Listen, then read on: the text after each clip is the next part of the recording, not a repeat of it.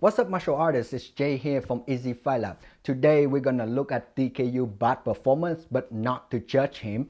Instead, we want to look at his mistake and draw out some useful information. If you're here just to make fun of him, get back to your training. Let's go.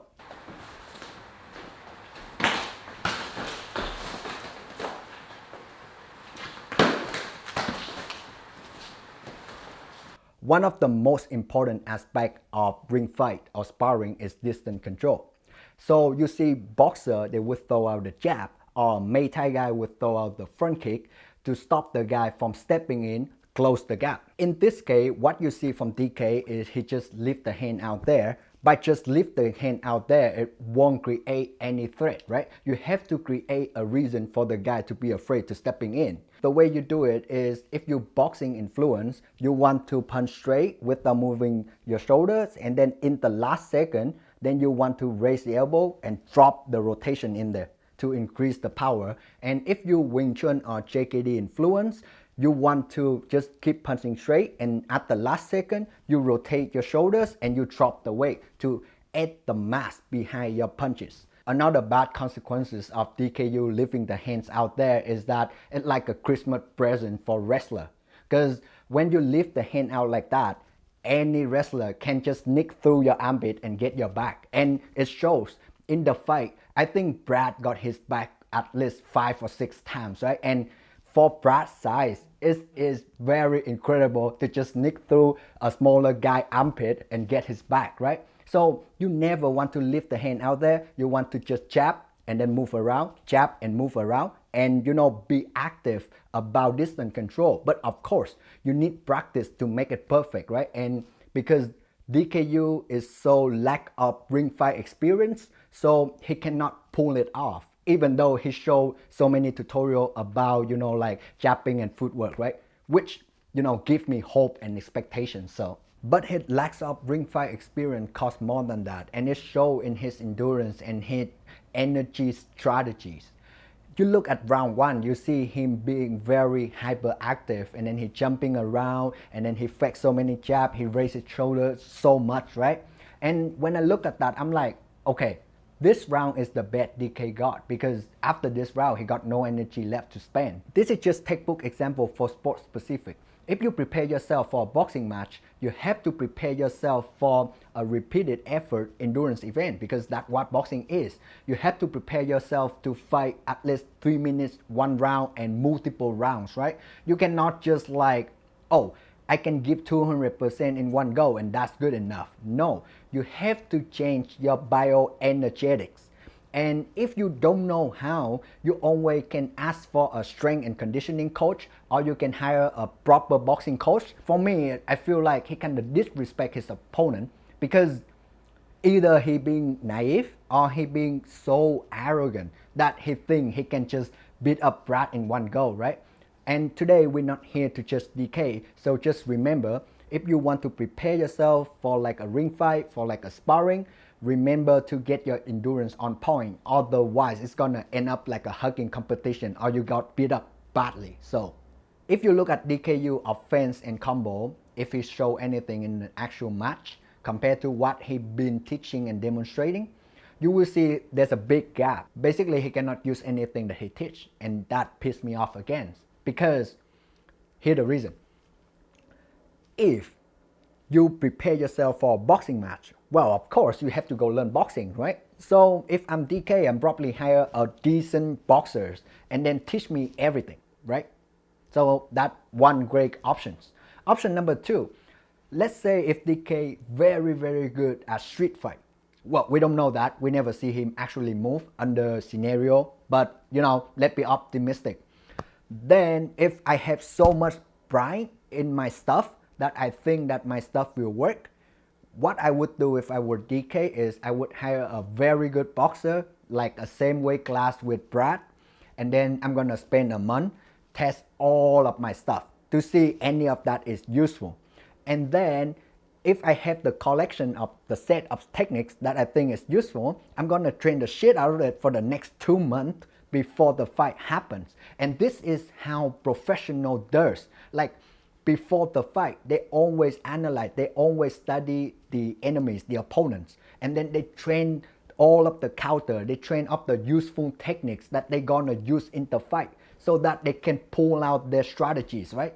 Otherwise, it's just not gonna work. There's a gap between what you think it might work and what actually work, right? And for me, the only way that you can know that is by testing. I don't like assume, because assume is very biased.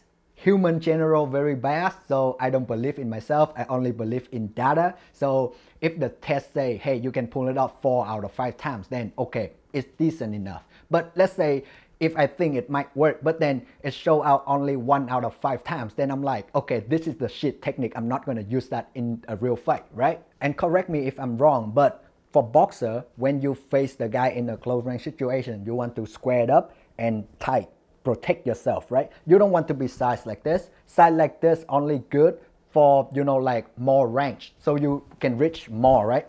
Yeah.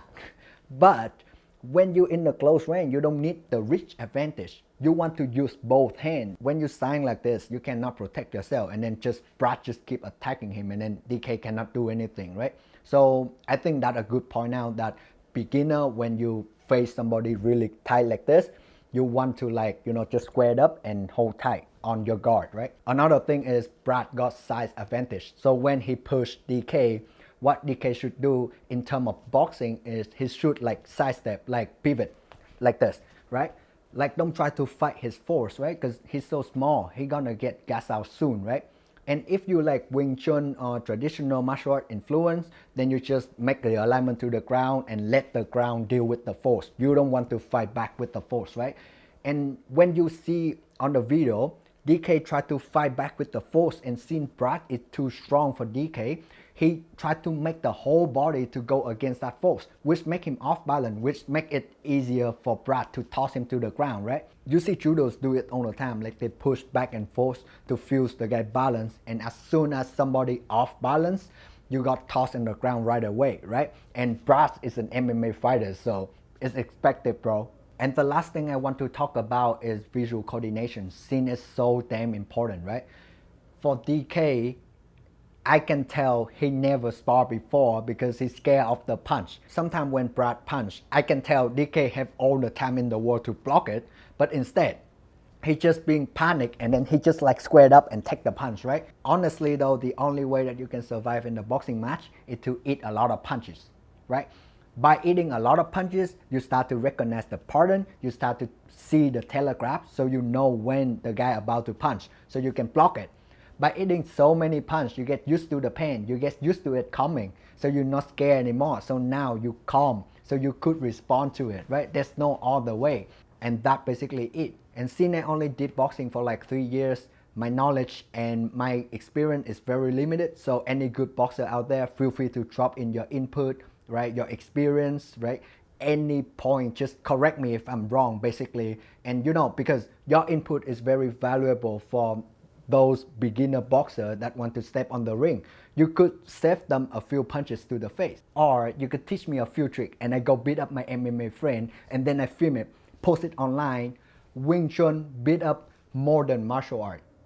Oh, that's gonna cause a bunch of drama. Just kidding, they still beat me up in 30 seconds. I think one of the biggest lessons from DK Yoo performance is that you have to respect others and their specialties. They train 40 hours in the ring. You basically do something else. So by claiming that you can beat them, it's almost like you're soccer players, but you go into NBA or go into basketball court and tell them you can beat them in basketball just because you're an athlete, you can run. Be respectful, guy. Like this sign right here, Choi Mu Tong. So the House of Integrated Martial Art. My Sifu always spend time to incorporate all the martial art into his style to make his martial art become better. And I got influenced by that a lot, right? And I feel grateful because he teach me to respect all the martial art. He teach me to respect all the people. And I think that is the most important thing in martial art training. I don't care if you can fight, if you enjoy yourself, if it make you feel good, if it bring you good health, that's it. You got my respect already. So yeah, be mindful and respect others. that's my slogan today. If you guys looking for the episode 2 of the Kung Fu routine, well, right now I have shoulder injury, so I have to wait until, it recover. So sorry about that. See you in the next episode.